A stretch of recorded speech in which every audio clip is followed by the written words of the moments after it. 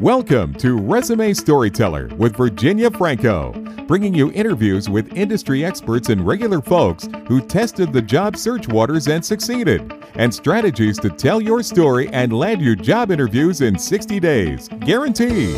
Here's your host, Virginia Franco.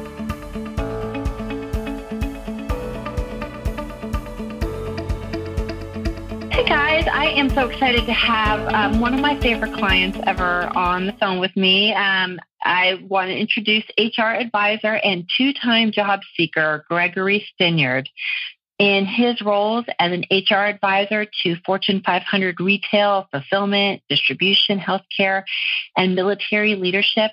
He has directed HR operations and driven strategies that advance business goals, take care of talent, and really teach people to lead. For the first time in his career, he unexpectedly found himself back in early 2018 on the other side of the table looking for a job. He accepted an offer and then several months later discovered that he had landed at a place that just wasn't a great fit and had to begin job hunting for the second time in 1 year. Today, he is an HR manager for Guenther Son, a leading producer of branded and private label food. So Gregory, welcome to the show. Thank you so much for joining me. I've been wanting to have you on for a while. Thank you for having me. Thank you very much.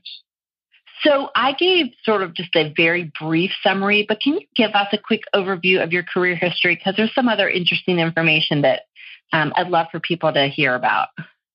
Sure.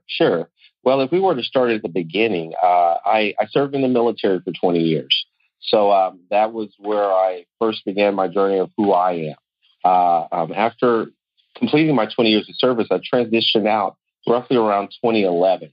And I was hired on as a director for a substance abuse hospital and treatment centers. So I did that particular position for a very short stint, simply because it was just not my passion of HR. Mm-hmm. So after that, I was then selected and was hired on at a retail company, Lowe's Home Improvement. And that seemed to be an area to where I just flourished in. I grew like crazy from HR manager of a small location in a small town to an HR manager of one of our largest locations, and then ultimately promoted to the area HR manager over a region.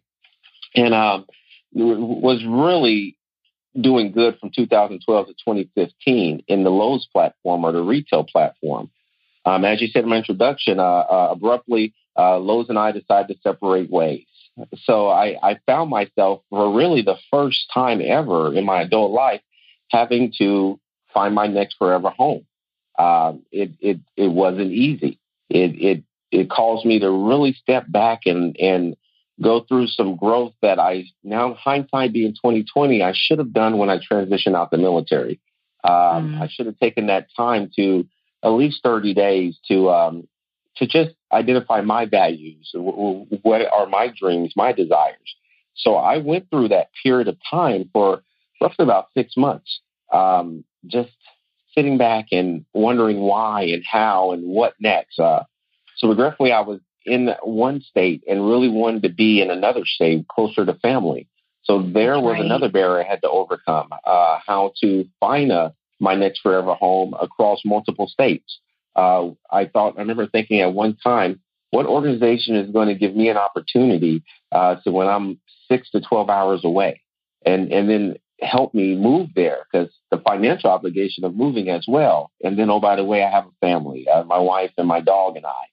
So, but thankfully, I did have a company in the fulfillment sector that reached out after some hardcore thinking and branding. And they reached out and made me an offer to be an HR manager or a senior HR position within their fulfillment center. I'll tell you again, I learned a lifelong lesson, which is never chase the money or be careful what you ask for, because you just might get it. I realized then in that environment that was not me. That was not who the company's great. The company was great. It is a great company that provides some great benefits and services to the consumers. However, I learned quickly that whatever organization I go to, their values must be similar to my values. because if they're not, there's no way you can mask that during a 8 to 12-hour day. And so of course, I stayed with that company for only 6 months. But during that time with that company, another company, my current one of CH Guenther, reached out, found me, connected with me. It's not what you know, it's who you know.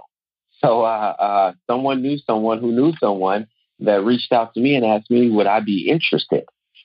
And of course, I held the conversation, and it turned out they poured it out, their brand, their values, their customer service. Not to mention, it was 7 minutes from my house. So the location was great. The compensation was great. It was everything that I had centered myself for and looked at. So now with this organization, it's great. My first time in the manufacturing sector, which again, I'll tell you, taught me a lifelong lesson that any skill set that I have can transcend boundaries if I remove my barriers and look deeply. So manufacturing, I'm in here. I'm a Six Sigma away. You are? Okay. Well, I'm learning about Six Sigma now. I will be calling you soon because when I finish this certification, we'll have to get it on the resume. But, yeah, you're getting a green belt. All right. Yeah. So just it's been a journey, but that's my career history. Wow. So in terms of the first career change, when you and I met, you had been laid off, and that's what propelled you to make that change. With the second one, you sensed that the values were not aligned. How did you go about really identifying that that your values were a good match? Where did you go to get that information? Because, you go online sometimes, but there's not always. How do you know that what they're saying is right? Yeah. Well, as every organization, most organizations are really working on their onboarding experience, on their recruitment experience. It's not just about trying to find the best candidate. It's about trying to get them in and buy into your team and to your values. Now, that's a 3,000-foot level, overview. But when you drill down into the grassroots, it's important that it gets down there to where the rubber meets the road at. Is the organization at the lowest level living what they're talking about? So with that particular position that we're talking about now, the interview process was great. I talked to some great individuals who were very passionate at the time about the company, going and visiting it during the site tours. I think I went to like 9 interviews for this particular role. I should have known something then. 9 is a long time to make a decision, So, but once you get in there, once I got in there and I started really having the time to look closely, sense, and then respond, I realized that for me, my values of family, honor, integrity, selfless service, personal courage, these are all, yes, to any military veteran out there, they know these as the military values, but they are part of me. 20 years, you just can't change your stripes. So when I get in there and I see the people, I'm all about engagement as an HR professional, engagement in developing talent at all levels. And when I don't see that happening, it makes me step back and say, okay, what's the why? And then I realize that it's time for me to tell someone that their baby's just not that cute. That's the story when you get there, during the interview process, they say that this is a cute baby. And when you get in there, you're like, well, your baby's not that cute, but we can make it cute. And that was not something that they wanted to hear. So I quickly realized that this was not the fit for me. I am at that stage in my life to where 12-hour shifts, 6 days a week is not me. Right. 12-hour shifts, going in at noon and getting off at midnight, home by 1 a.m. is not me.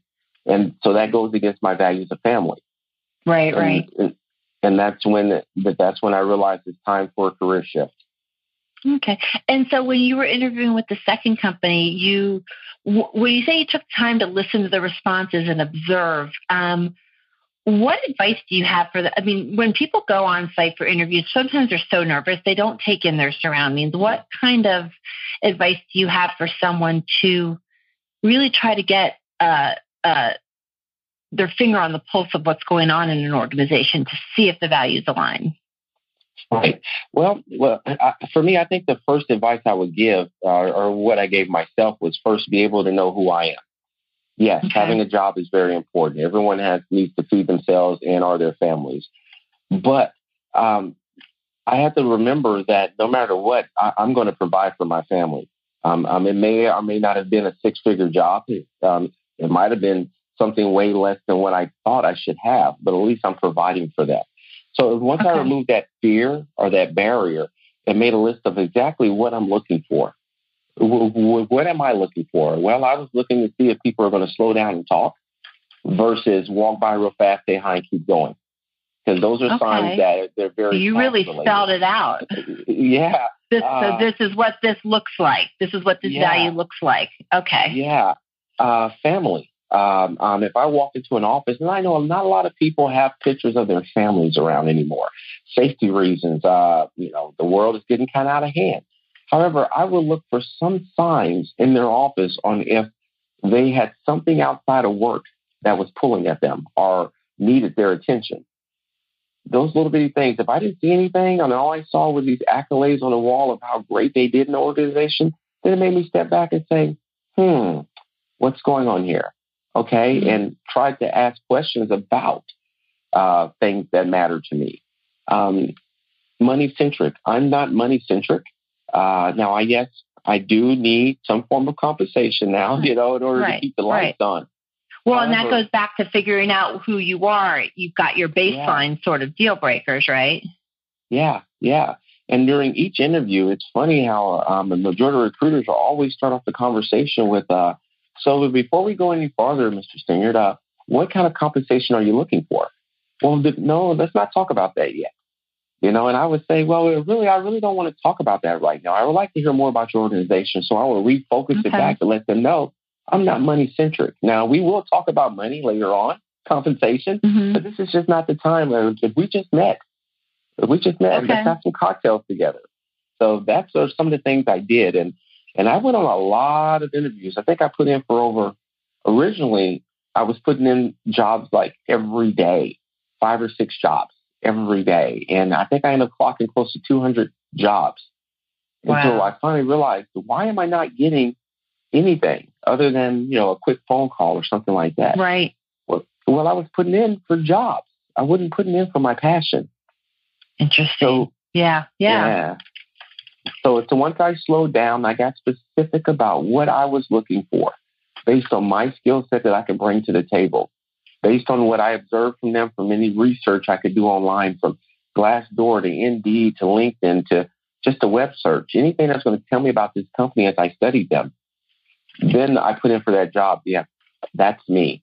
Pictures of the job. If on Indeed or Glassdoor, they sometimes show pictures of what happens at the workplace. I'm looking for smiles.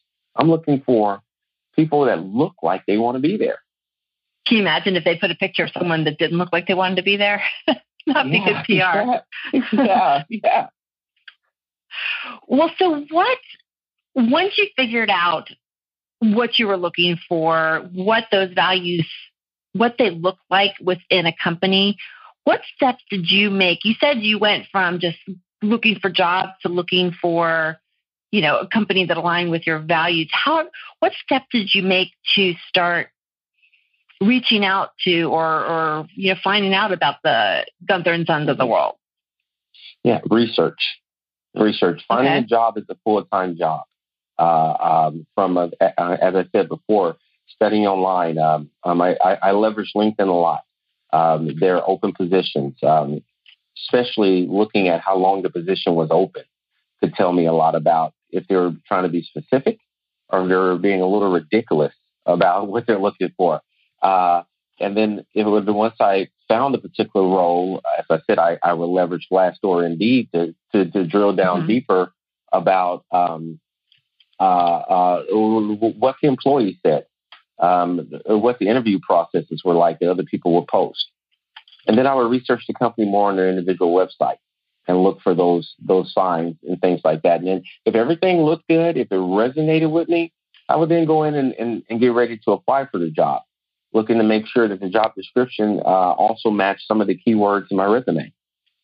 If not, I would change one or two words in order to match it. But normally, the way that my resume was developed, it would highlight my strengths, which were also things that they were capturing within the job description. So automatically, it got pinged. And so that's what I did to start trying to find jobs. Now, I did start to reach out to people on LinkedIn that were members of that particular organization. I made some contacts, but nothing really that panned out that helped me to get my foot in the door, regretfully. In terms of, so did you ever look at who the recruiter was associated with those positions on LinkedIn? And did you have any success that way? I for some of the roles, a retail organization did reach out to me because I had connected with the recruiter. Several retails, because I was retail at the time, coming from Lowe's. So right. I do have a lot of recruiters as my contacts, which is always good to have, because you never know. You never know. That's right. Yeah. So, but none of them, only a few of them specifically informed me during the interview process that, yes, thank you for reaching out to me. Regretfully, a lot of times, and I had to get over this feeling, but a lot of times I would get ghosted. And I would get emotionally moved by that at first. Like, how dare you? Don't you know that I'm trying to connect with you? At least show me the dignity or respect of a response. Yeah. But then I realized that these people are probably getting, if not hundreds of applications, and surely they can't respond back to everybody. And the same way with these generic responses. I mean, ghosting, I've seen a lot about that on LinkedIn. It's a tough one. Recruiters get ghosted. Job seekers get ghosted. Do you feel like you were able to develop a thick skin on it? And if so, can you please tell people like me how? How did you do that? I think for me, now I'm not going to say that I'm not sometimes still emotionally moved by people ghosting me, be it recruiters or anybody. I mean, it's just what it is in our busy society. Yeah. But then I also have to remember to put myself in their shoes. If the shoe was turned, would you be able to respond back to everybody? So the answer is no. So I just have to trust and believe that they did. Yeah, it did. Eventually, some people did respond back, hey, thank you for reaching out, but you weren't the best qualified candidate, or the generic response of, we'll keep your resume on record. But getting that feedback, very hard sometimes. Yeah, you're right. But if you don't try, you might have to reach out to 20 people to hear back from 2. But those 2 could propel you in the right direction. Yeah. Sounds like a lot of persistence on your part. You got to have just a little bit of reality check, is what I told my wife used to tell me all the time. Because I used to get frustrated, especially during that season of drought, is what I call it. She would tell me, she and along with a couple of other individuals that I used to talk to with my frustration, and they were blatantly honest with me. Well, if you said this during the interview process, then that's how I would have received it, like this. So I got some feedback from them, because each interview made me stronger and stronger. Well, that's so smart that you had a network in place, and that you were sharing the ups and downs with them. That every career expert I have interviewed tells me that without it's your self-esteem can just crumble. You need the feedback, you need the support, all of that. Oh yes, it's so easy during that time. I mean, during the time of change is what I call it. Because I don't want to give it a negative name, because a negative name would have gave it a negative feeling in me, and I didn't need that extra drama or stress. So it was a time of change. It was so important for me not to lock myself in the house. It was so important for me to connect with people in order to keep my communication skills going, to share that I was going through something. The more folks who are standing around you to help support you, it takes some of the pressure off of you, That's right. And then it's all about networking. You never know who you're going to share your story with that knows someone who knows someone who knows someone. So I would share it. I have no secret. Hi, I'm Gregory. I'm looking for my next opportunity. This is who I am. And then lastly, it helped me work on my elevator speech, especially if I'm talking to someone who didn't know me. That's true. Yeah. Is that how you got the role you're in now, through someone who listened to someone who listened to someone? Yes. Yes. I never forget. I had just started my new role in the fulfillment environment, and within 3 months, I got reached out to about this role. And originally, I said, "No, thank you. I'm okay." I had my Batman cape on, and I was going to go in there and I was going to fix it. But after a while, so after 3 months, they reached out again, and I had said, "Hey, you know what? I'm okay." And it was a little bit longer of an okay this time instead of a quick okay. Well, the third time was a charm, because I was at the point of, there is no way I can put a Band-Aid on this leaking faucet, And so that's when I entertained the conversation, and it was like, wow, where have you been all my life? That's amazing. And that person found out about you how? Through another person. Really, the person who hired me, who sought me out, I had already talked to one person, and that's how they got my information as well. Found me on LinkedIn. So thank goodness for the LinkedIn membership, so I can see who's looking at me. Okay, and so you take advantage of that? You look at those analytics? Oh yes. Everything from who's looking to the average tenure at the company says a lot. To the compensation range says a lot. Yes, everything. And so that person, poked me in the side and said, "Hey, so-and-so is trying to contact you." I know. I told him I'm okay. Well, the person who hired me reached out to another person who knew me. It's a small network in our field. And after that one, it was like, okay, they're knocking on the door twice. I mean, 3 times now. So it's time for me to go ahead and hold a conversation. At least see what they're talking about. So smart. All right, well, the next thing I want to ask you about, your response can be from any of the, your job journey from the beginning, I guess. What would you say has been your biggest challenge, maybe unexpected challenge during your job search, time 1 or time 2 or time 3? I would say my biggest challenge that I had to overcome would be setting aside my expectations. Maybe. What do you mean? Well, we all have these expectations of who we are. When we look in the mirror, I'm going to be a CEO of a Fortune 500 company. Right. Look at all my credentialings. I've been there, done that. I have the parchment on the wall. Well, that's my expectation. What are they wanting from me? And once I realized that my expectation is who I am, I accept that. What are they expecting is something totally different.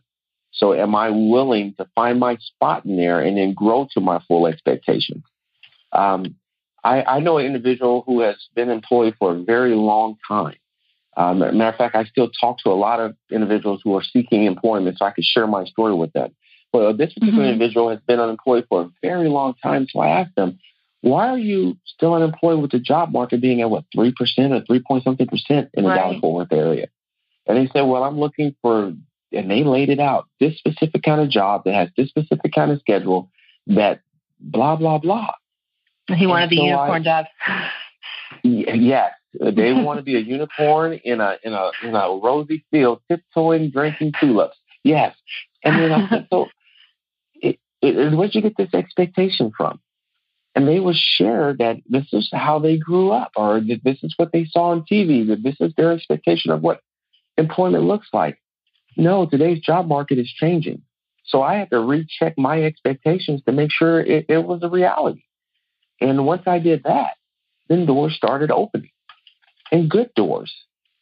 So sort of realigning your expectations to figure out how your talents can solve their need, but it sounds like while also balancing it against, but these are my deal breakers. I need to work with a company that values family, that has character, all of those things. Is that what you're saying? Yeah, exactly. Way to summarize it. That makes so much sense. I mean, like I always said, I wanted a job that was 8 to 5. 8 to 5 with an hour lunch, right?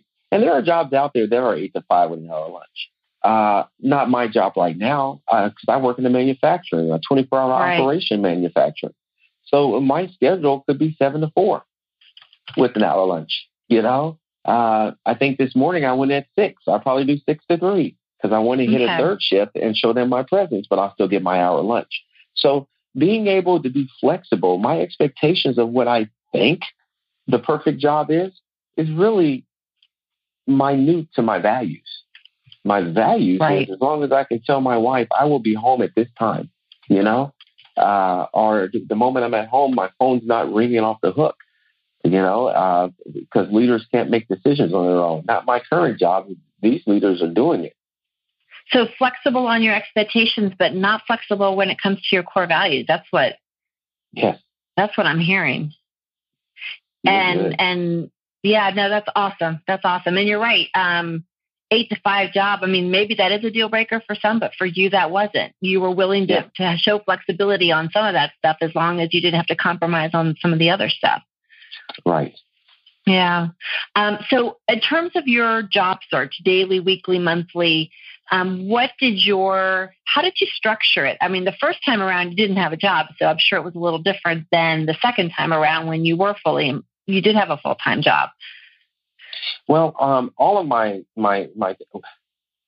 I guess I structured it by simply, one, giving myself a purpose that you need to do this, Gregory. All right. You need to do this. Like you need to eat. You need to breathe. Made it a priority. Made it a priority. So for my first job search, finding a job was like having a job. It was, as I said, I was putting in at the minimum 5 resumes a day or 5 application submissions a day, researching online, liking comments or replying back to comments of others who had similar values of mine that I had connected with. I learned a valuable thing. It was probably always there on LinkedIn. I just didn't notice it at the time. But on that left-hand side where it gives you an opportunity to all of your recent posts and the groups that you're contacted with or connected with, I would go through those every day and see what was happening in that group that I could like or comment or maybe even sharpen my pencil. So that was part of my daily homework besides my chores. Because if you're at home, you better do something. Yeah, you took out the garbage and engaged on LinkedIn. You better go cut the grass. But then for the second one, some of the same things, but I would purpose myself at night. Once everything settled down, just give it 30 minutes, if not an hour. I guarantee that it was going to be longer than an hour because it's so much information out there that is good for me, was good for me to read because it helped me during my interview process. It gave me new knowledge and gave me a way of speaking that was relevant in today's job market. So that was my daily, weekly.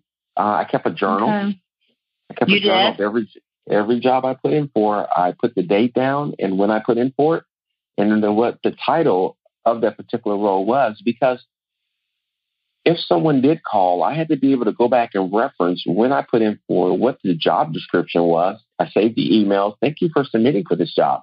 I would save the emails and be able to go back and reference it so that during the interview process or the initial process, I could use it as part of the conversation. Oh, yes, I remember putting in for that on whatever date. Thank you so much for calling. It's right. And it's easy to lose track. You don't think it is, but it can get tedious otherwise. Yeah. Did you just have a spreadsheet? No. Yeah, I'm kind of old-fashioned. Bear with me. Okay. It's a little pen and paper. Yes, a little black. All right, whatever works. That Gaffer Target, and then any key questions that the recruiter or anyone in the interview process would ask me that would stump me. Going through the interview process. Going through the interview process is a conversation. Like now, you and I are talking, and I have to get in my mindset. For example, if a recruiter reached out to me during that process and said, "Hey, when are you free?" I would be able to tell them when I'm free for the conversation, and I will find that recruiter, find the picture on LinkedIn, have that picture up as I'm talking. So I'm talking to someone. It feels like I'm holding a conversation. And if I get stumped, where stop that conversation for just a brief second, really, I would write that question down later and be able to answer it next time it came up in a different format, if not the same way. Very smart. So you were made you more and more prepared. Yeah.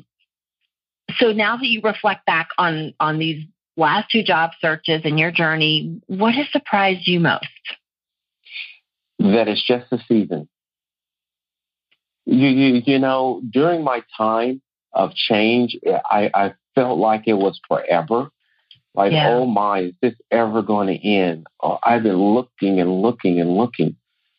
Hindsight being 2020, as I sit back and look at it, it was just a season. It was like winter season. It was just a season.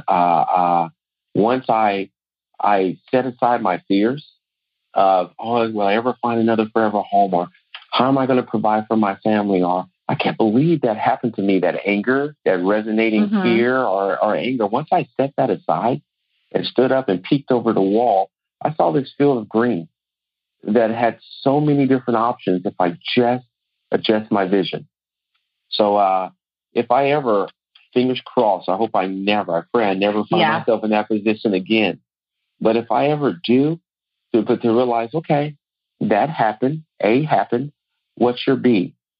Okay, I can't figure out the B right now. Well, talk to someone that can help you put your thoughts together so I can figure out my B. Because there are options out there. Right. No, and you're right. And having a plan for when that season occurs. Yeah. And that's a good word, when. Yeah, when, not if, is not the case.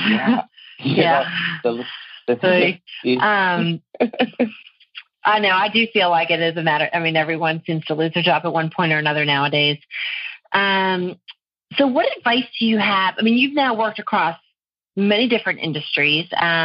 What advice do you have to someone who is looking to make maybe a career change and they're thinking about HR? How would you recommend they go about it? Everyone has some form of transferable skills.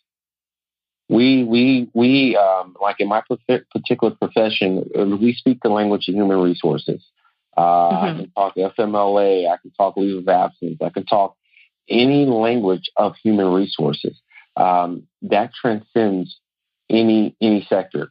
I can shift industries, and if I wanted to go to a different profession, like on the business sector, in the business field, I can switch my language, and because my skill set is transferable. So if someone wanted to come into HR, I would simply ask them, what are you currently doing? Take what you're currently doing. Take what you do every day. And then ask yourself, what part of what I do transcends into HR? And to be honest, probably all of it does. From employee engagement to developing talent, the people that you lead, to time management, to coaching, you know? And so that's what I would tell anyone who wants to make a jump into any other industry. Your skill is transferable, and the only thing stopping you is you yourself. Fear. Okay. And then, to your point, the lingo is different. The skills might not be, but the lingo is. So you've got to revamp your documents. You've got to revamp how you speak. All of that to align with how they're talking. Yeah. Yeah. No. Yeah. Totally. And through research. Yeah, just research. I keep going back to the whole research thing. Leveraging all the different platforms out there where people are posting job descriptions of whatever your passion is. And find those job descriptions and read them and read how they're worded and read the words they're using. And then seek help, seek a partner, someone who is skilled at redoing it in that language, you know? Right. No, makes total sense. This is my favorite question to ask. Maybe not related to job search. What is something that you think might surprise people about you? Well, to this day, I tell people all the time, it's when I ask them, what do you think I did in the Army for 20 years, 9 months, 10 days? Look at you're laughing already. And I tell them, now keep in mind, I did 2 tours to Iraq, you know, I served overseas. And they see me and they see my stature and they're like, you must have been they'll name some kick down door or, you know, tank gunner or something cool that they saw in a movie. And I say, well, those are all things that I could have done. And was probably still back in my younger years to do. But now, when I tell you what I did, don't laugh. And I was like, okay, what? I said, promise me you won't laugh. I tell them, for 20 years, 9 months, 10 days, I played the tuba. I was an army musician. That's right. I knew that. I forgot. I forget that. Oh my goodness. Yes. I learned to write music. I learned to play music. I learned to just do anything that lifts the morale and the esprit de corps of the troops so they can go and win the wars of our country. And sitting back thinking about it, I was doing HR. You were. Yeah. So started at the very beginning. So that's my one thing that might surprise people. Wow. Yeah, I remember that, but I would not have guessed. I remember when we first spoke. That's why when you said it, I was like, oh yeah. All right, so you're in a new role. What is next for you? Wow. Well, next is continuing to be able to sharpen my pencil. As I said, I truly enjoy C.H. Guenther. I have a great supervisor who is a great guy that truly cares. He lives my values. And I have a great supervisor, our director. He truly cares, and our company truly cares. But also know that I have to keep my pencil sharpened. Some people look at me and say, well, you've done it all. You have all the education, the PhD, the certifications, and everything. Well, I can still learn more. So I'm always researching for the next certification, the next validation that I am an expert in my craft. And so I think that's what's next for me is just to spend this season now enjoying my wife. I told you before, our daughters are grown and gone. So it's just her, I, and a chocolate lab, and being in that stage where she served in the military too. So we're finally in that spot of our lives where we can go. Parents of I've heard it, instead of empty nesters, you call it parents of free range children. Oh, yes. Yeah. I love that. Yes. And it feels good to be able to enjoy life. So to be in this season of my professional life that is truly aligning in this season of my personal life, life is good. Life is really good. Well deserved. But I love that you're committed to professional development, because if I've learned nothing else from interviewing so many career experts, jobs continue to change. Jobs that exist today won't in 10 years, and new jobs will be around. So you've got to keep upskilling so that you are poised for whatever comes next. Yes. No. Well, Gregory, thank you so much for sharing your story, sharing your insight. I think a lot of your stories and your experiences, I think, will resonate with people that are in the same boat that you were during that season. So we will not name. Thank you for having me. Yes, thank you for having me. Take care. It's my honor. Yes, ma'am. You've been listening to Resume Storyteller with Virginia Franco. To learn more about storytelling strategies to catch the eye of today's SCIM online readers, hiring and decision makers, go to www.virginiafrancoresumes.com.